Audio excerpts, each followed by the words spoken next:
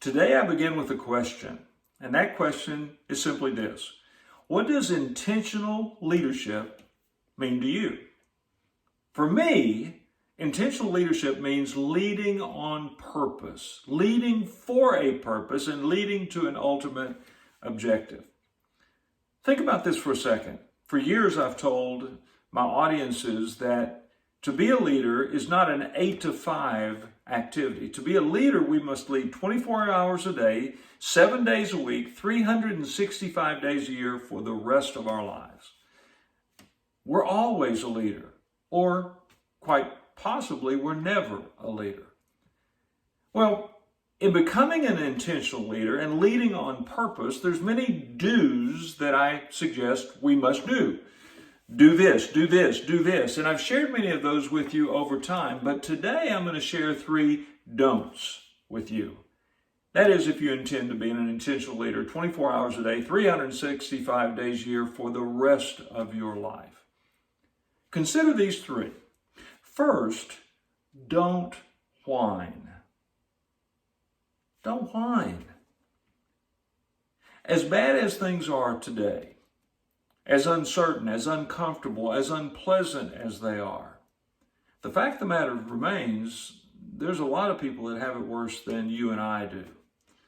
Now, please don't misunderstand. I'm not discounting what you're going through. I'm not discounting the fact that it's an unpleasant, uncertain, a frightening time. I'm not discounting the fact that you may have gone through tremendous sacrifice.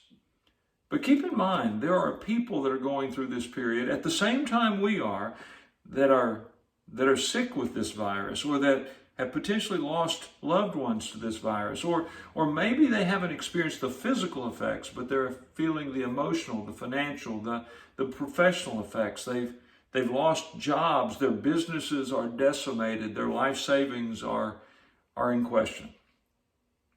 When you as a leader step up and start to talk about your particular situation in a way that I would describe as whining, that somehow your situation is worse than others around you, as a leader, that's not very attractive. In fact, I believe people will be repelled as opposed to drawn to you. So the first don't in leadership today is don't whine, and the second don't is don't whisper. You know, the act of whispering is talking more softly. But I would argue that whispering is also seen as being something that we do off to the side, where 2 or more people get off together and they're talking, but they're separating themselves from other people. Those people who are separated from that conversation, they see the whispering going on and they start to wonder. They start to become a little bit paranoid. Are they talking about me? Or they begin to wonder, what do they know that I don't know? Why are they withholding that information? Can I trust that person going forward or not?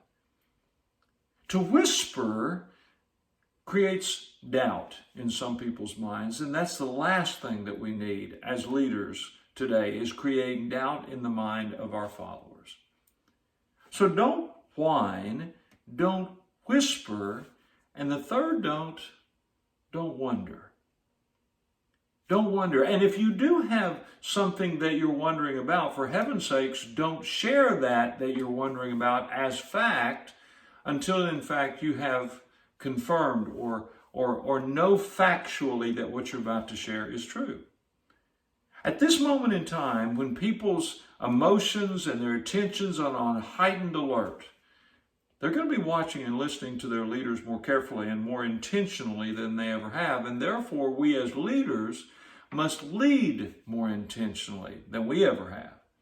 We must lead by being able to do the things that are critical for leadership, but we must also stop doing those things that can be problematic for leadership. Again, I remind you, at this critical point in time, don't whine. Rise up.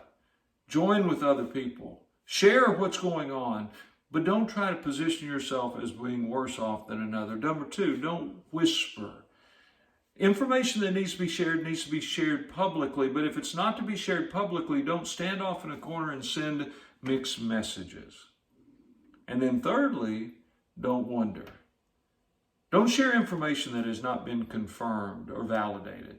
Make sure that when you open your mouth and people hear from you, that they know that they can take that information to the bank. This is a difficult time.